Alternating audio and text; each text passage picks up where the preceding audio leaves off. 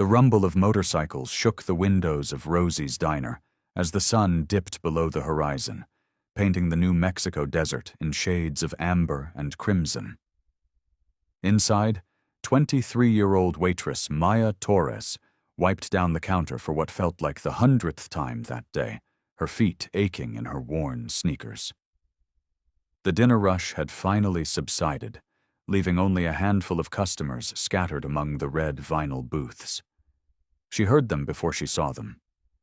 The deep, throaty roar of Harley-Davidson engines pulling into the gravel parking lot. Maya's hand paused mid-wipe.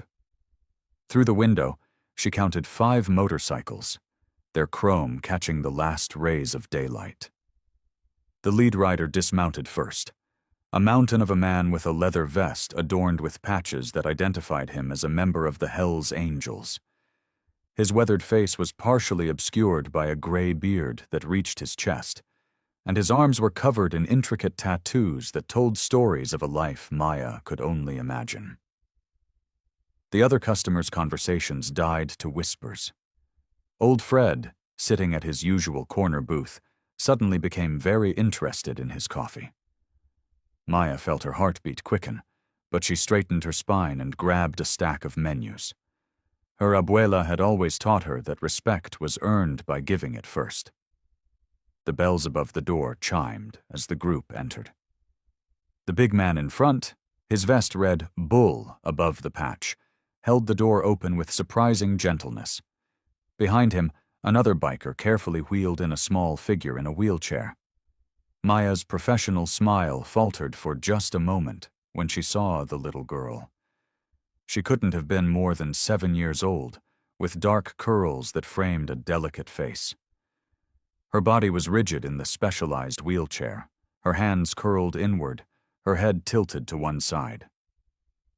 Cerebral palsy, Maya recognized immediately. Her younger cousin had the same condition. "Evening," Maya said warmly, approaching the group. "Welcome to Rosie's. Right this way."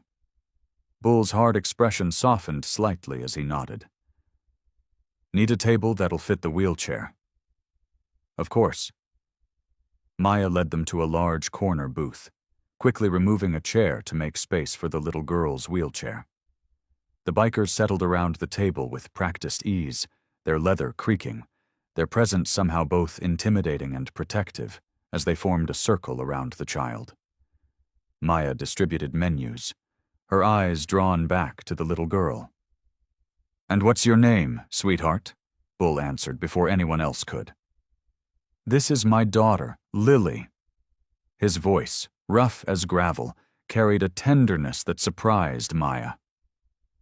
"She can understand everything you say, but she can't talk back." Maya crouched down to Lily's level, making eye contact with the girl whose bright hazel eyes were alert and intelligent despite her body's limitations. "It's nice to meet you, Lily. I'm Maya. Do you know what you'd like to eat tonight?" Lily's eyes moved toward her father, a complex communication Maya had learned to read from her cousin. "She'll have the chicken tenders and mashed potatoes," Bull said. "Cut up real small, and a chocolate milkshake." "You got it." Maya smiled at Lily again. "And for you, gentlemen?" As she took their orders, burgers, steaks, and enough fries to feed a small army, Maya couldn't help but notice the dynamic. These rough-looking bikers, men who probably scared most people on sight, were completely devoted to this little girl. They joked with each other, but their eyes constantly flicked to Lily, checking on her, making sure she was comfortable. When Maya returned with their drinks, she found Bull carefully adjusting Lily's position in her chair, his massive hands surprisingly gentle. The other bikers, Snake, Razor, Torch, and Gunner, had pushed their own drinks aside to make sure Lily's chocolate milkshake was within her father's reach. "Food'll be up in about 15 minutes, Maya said, setting down sweet tea and beers. "Appreciate it," Bull said, and Maya caught something in his eyes. Exhaustion, maybe, or the weight of carrying the world on shoulders built for it, but tired nonetheless. Maya returned to the counter, but her attention kept drifting back to the corner booth. She watched as Bull carefully held the milkshake, while Lily drank through a straw, his massive hand completely steady. She saw how the other bikers adjusted their volume, their laughter, making sure never to startle Lily. She noticed the small, specialized bib that Bull tied around his daughter's neck, with the practice of someone who'd done it 1,000 times. If you believe in the power of observation, in trusting your instincts, and in the courage it takes to speak up when something feels wrong, then pause for a moment. Like, comment, share, and subscribe to Bike Diaries. Tell us in the comments where you're watching from today, because this story will remind you that heroes come in all sizes, and sometimes the smallest voices carry the most important messages. The food came up, and Maya loaded her tray. As she approached the table, she overheard their conversation. "Been on the road 3 days straight," Snake was saying. "Bull, man, you gotta sleep more than 2 hours at a stretch." "I'm fine," Bull grunted. "You're not fine," Razor interjected. "You're running yourself into the ground. When's the last time you had a hot meal that wasn't truck stop food?" "I eat." Bull's tone suggested the conversation was over, but his eyes were shadowed with something Maya recognized, the bone-deep weariness of a caregiver who never stopped, never rested, never asked for help.